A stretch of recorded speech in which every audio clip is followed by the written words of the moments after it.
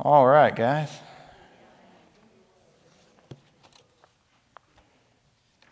Well, good evening. And I assume I'm looking right at a bunch of people on Facebook, too. So we'll be testing our new camera system tonight. Bill probably going to get fancy, right? Don't cause whiplash at home, Bill, by flipping those cameras around. No, I'm excited about it. It's going to look good. So, take your Bibles, turn to 1 Timothy chapter 5 and verse 1. 1 Timothy chapter 5, verse 1, we're kind of in the home stretch here as far as the epistle goes. I don't know if we'll get through everything tonight that I've got planned. It's really two things, but the first thing is like two verses. So I went ahead and I did both paragraphs, so we may end up going through both. I don't know. But 1 Timothy 5, verse 1. We're in a section where Paul is really starting to apply the things that he's taught Timothy, starting to say, here's what you do, here's how you deal with people. And well, let me just read the first two verses because this is where I want to really spend some time on because it's important as a church to think through these things. 1 Timothy 5, 1 and 2 says, "Do not sharply rebuke an older man, but rather appeal to him as a father, and to the younger men as brothers, the older women as mothers, and the younger women as sisters in all purity." And so what he's telling them, remember there had been some false teaching in this church. There was false teaching. That's why he's writing the letter. And within that, they had taken the teachings and the genealogies and sort of run with them. And there are a lot of things going on. And so while Paul is dealing with that false teaching, at the same time, he has told Timothy back in, let me find it. I can't find it off the top of my head. In chapter 3 and verse 15, he says, "But in case I'm delayed, I write so that you will know how one ought to conduct himself in the household of God."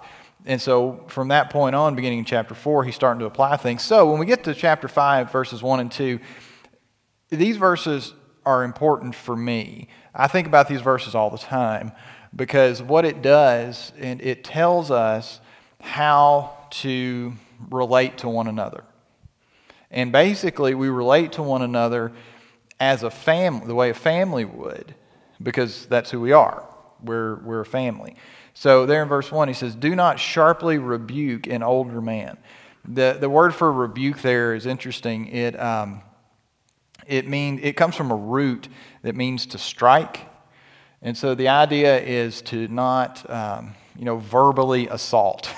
In other words, that's sort of the idea that's going on there. And so this is where he starts. He says, "Don't sharply rebuke an older man, but rather appeal to him as a father."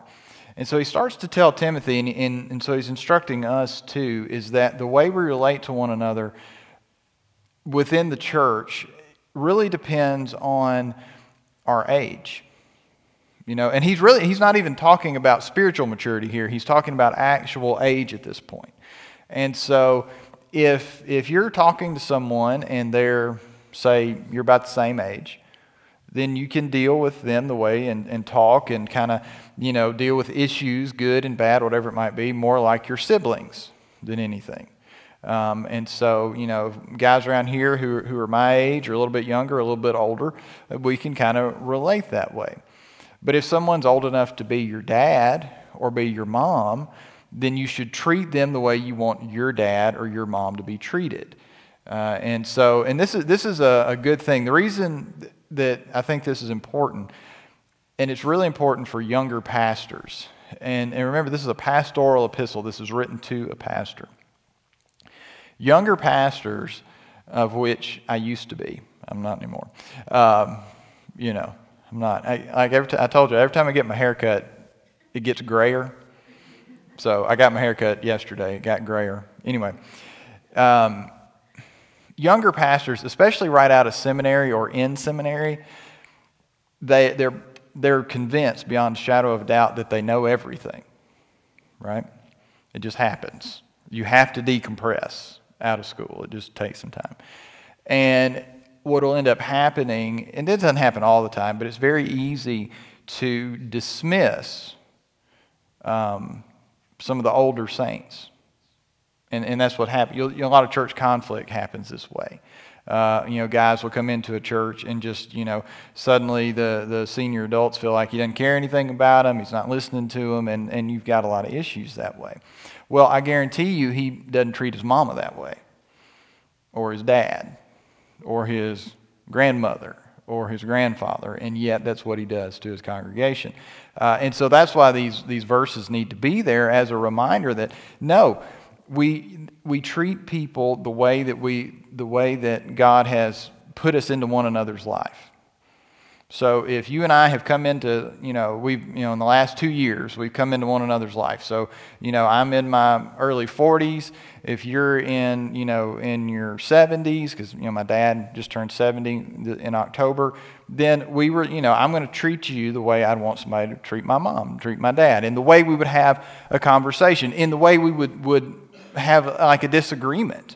Or, if there was a conflict, if there was something that we needed to work through, that's the way the conversation would go. Now, like with Adam, we give Adam such a hard time. Basically, I give Adam a hard time like he was my younger brother. I mean, I just go after him. I give no slack, right? Those of you who had boys, you understand that. You don't give any slack to the younger ones. That's what we do with Adam, right? It's biblical. Right? Yeah. Anyway, so that's just how it works. So he says, don't rebuke an older man, but rather appeal to him as a father. Younger men as brothers. And remember, Timothy is probably in his early 30s at least at this point. You had to be 30 before anybody listened to you in the first place back then. So he's about that age. And based on the chronology of when the missionary journeys were and all that, he's probably in his 30s. Older women as mothers, and then younger women as sisters. And he throws in this one as a reminder to Timothy not to get himself in trouble.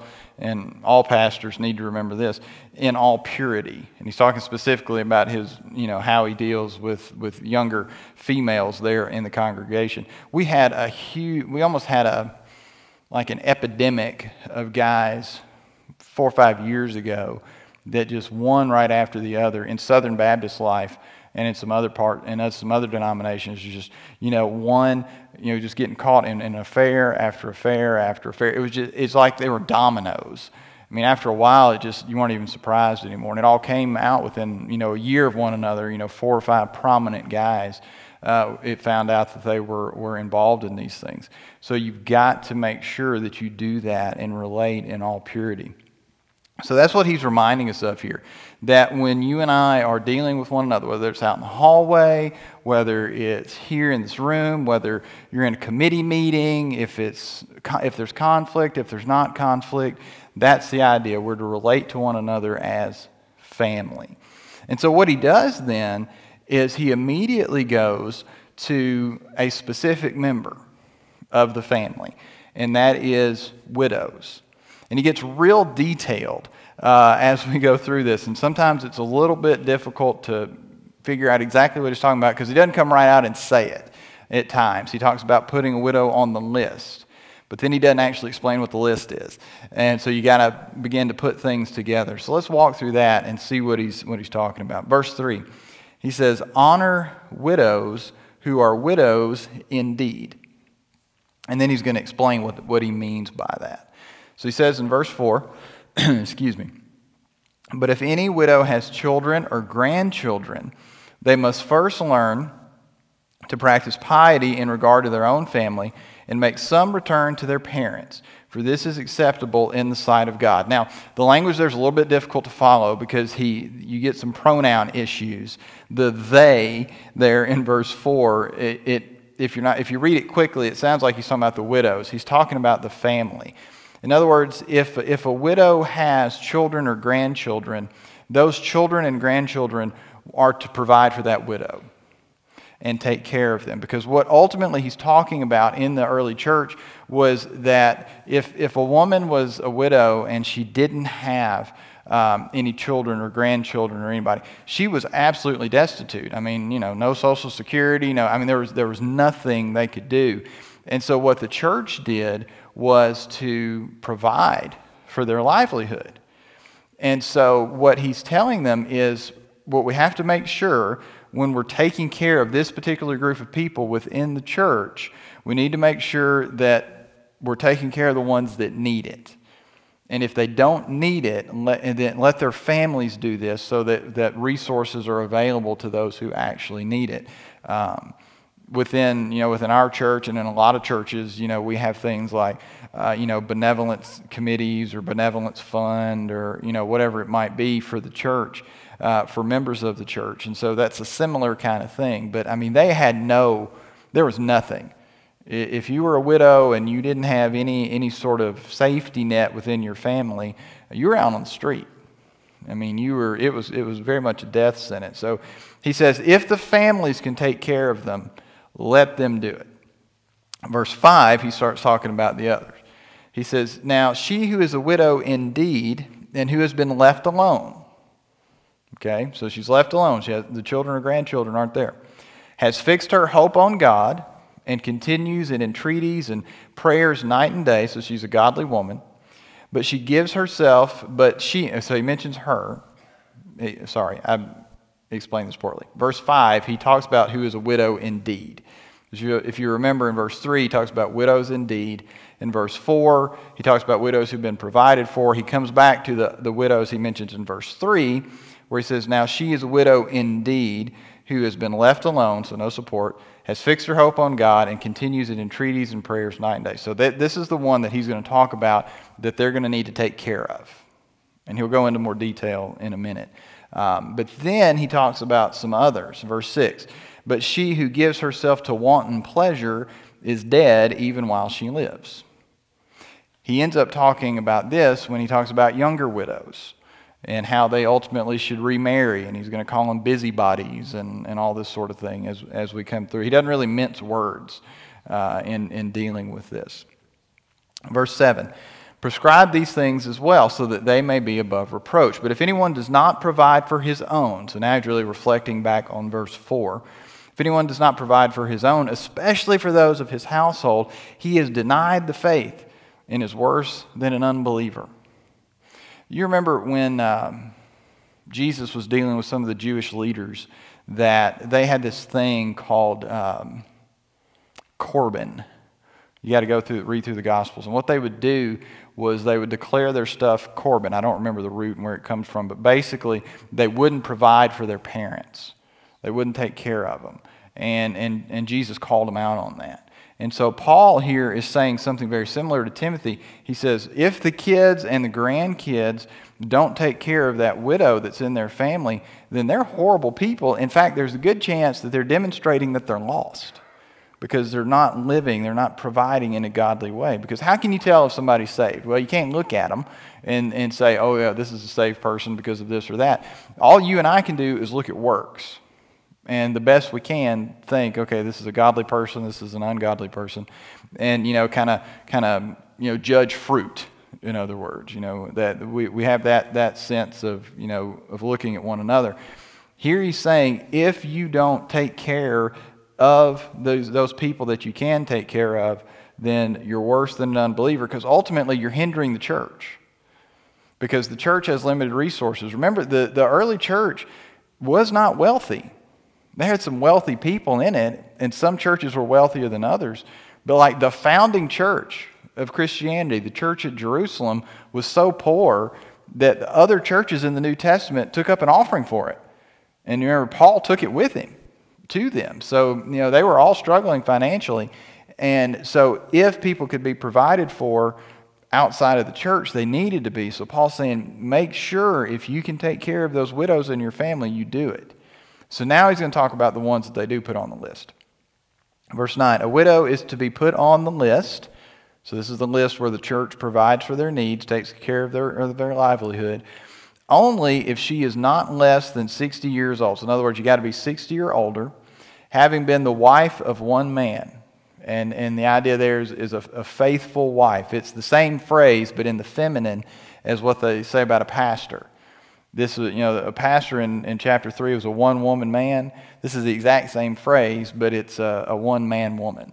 And so this is somebody who's been a godly woman, who's been a godly wife. Verse 10, having a reputation for good works. If she's brought up children, if she's shown hospitality to strangers, if she's washed the saints' feet, if she's assisted those in distress, if she has devoted herself to every good work. In other words, if this is a godly woman, if this is a woman who has served, if this is a woman who has shown hospitality, this is someone that we recognize as someone who loves the Lord, put her on the list. And the list is, these are the widows that this church, and here is the church, this is the church at Ephesus, that's where Timothy is, that church is going to provide for. That's going to make sure that they have the meals they need, that they have the clothing they need, they have the shelter they need, that their basic needs are provided for. Because as I said, remember, there's no social system. There's nothing there. There's no Medicare. There's no Social Security. None of that exists. And so this is tradition. This is something that goes back to the Old Testament. If you trace the Old Testament back, you'll see over and over again there's a mention of two groups that God's people were supposed to take care of, widows and orphans. It comes up over and over and over again. In fact, James would even say true religion is this, taking care of widows and orphans. That's a bit of a paraphrase, but that's what James says. Which is why you can almost always, in history anyway, within Christianity, you find orphanages that have been started over the years. And, in Baptist life, we have children's home, although they're not orphanages, they're something different. But even the children's home today is involved in like foster care and things like that. So that caring for children that need to be taken care of, that's part of what the church is to do, and to care for widows as well. And so that's what's happening here. But then he mentions the younger widows. Verse 11, he sort of lets them have it. He says, but refuse to put younger widows on the list.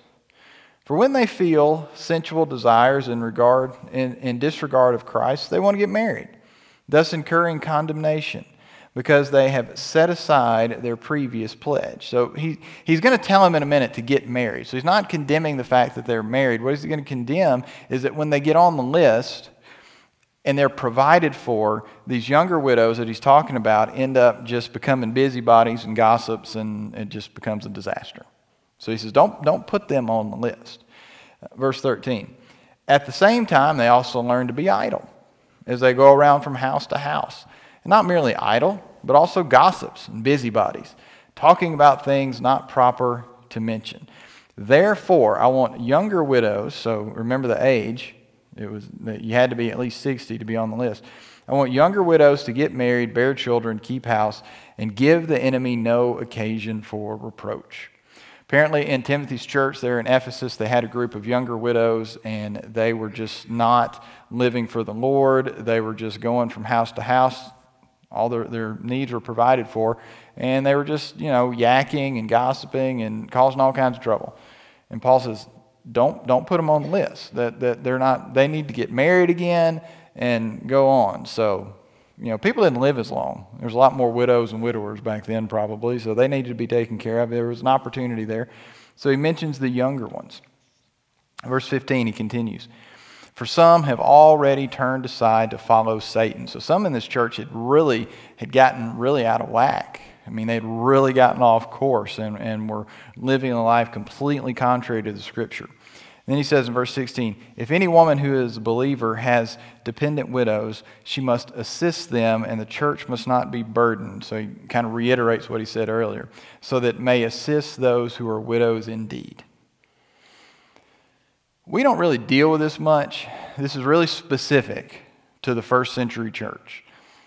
Now, we do stuff for our widows and widowers, and we help people. And we did a banquet a couple of years ago, and there were gift baskets this year. But for the most part, this isn't something that you see played out a lot.